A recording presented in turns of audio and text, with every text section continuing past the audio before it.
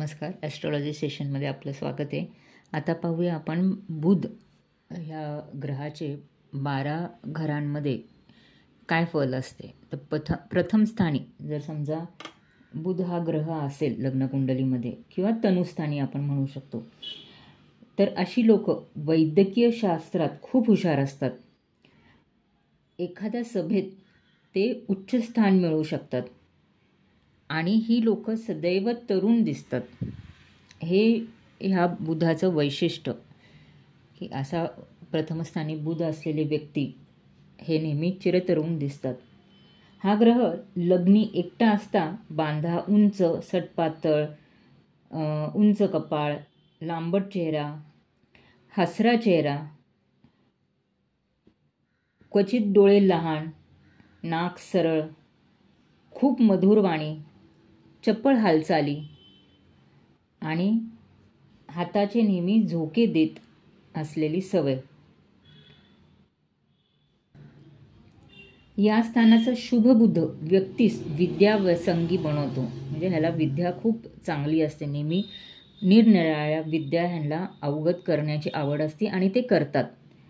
चंद्राप्रमाणेच राशी परतत्वे या ग्रहांचे स्वरूप बदललेले आढळते. सतत कर्म मग्न, हस्तमुख, गप्पा व विनोद ऐकणारा व करणारा, अभ्यासू, वाचनात मग्न, चंचल अशा प्रकारचा हा मनुष्य असू शकतो किंवा व्यक्ती असू शकते.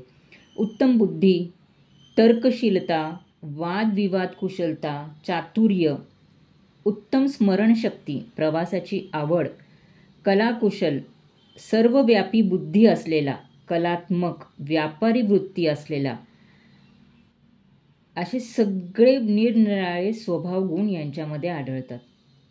अशी लोक खूप चांगले लेखक, संपादक, नाटककार, टीकाकार, वकील, डॉक्टर, ज्योतिषी, गणितज्ञ, लायब्ररियन, वक्ता, सेक्रेटरी, पोस्टमॅन, कवी, खेळाडू असे कुठल्याही क्षेत्रांमध्ये हे खूप चांगले काम करू शकतात.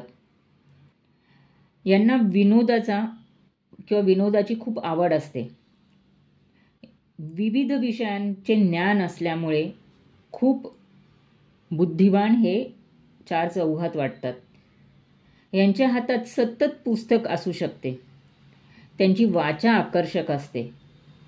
शास्त्रीय संशोधन करण्यासाठी जी प्राथमिक बुद्धी लागते ही त्यांना लहानपणापासूनच असते. जर ह्या स्थानी दूषित बुध असेल तर ह्या व्यक्तीला विक्षिप्त बनवणारा व्यक्ती ठरवू शकते किंवा खोटे बोलणे, बढाईखोर, चुगलखोर, अफवा पसरवणारा, लबाड, चेष्टाखोर, फसवा, खोटे बोलणारा, धोकेबाजी, अविश्वासू, मतलबी असा सुद्धा हा बुधाचा जर वाईट बुध असेल किंवा अशुभ बुध असेल तर अशी सुद्धा फळं देऊ शकतो. तर हा असा चांगला बुध असेल तर तो व्यक्ती अतिशय बुद्धिमान. पण जर हा बिघडलेला बुध असेल किंवा अशुभ बुध असेल तर अतिबुद्धीमुळे विक्षिप्तपणा किंवा लोकांचा चुकीचा विनोद करणे असाही स्वभाव देऊ शकतो. यांना त्वचारोग, मेंदूविकार, डोकेदुखी ह्यांपासून सावध राहावे.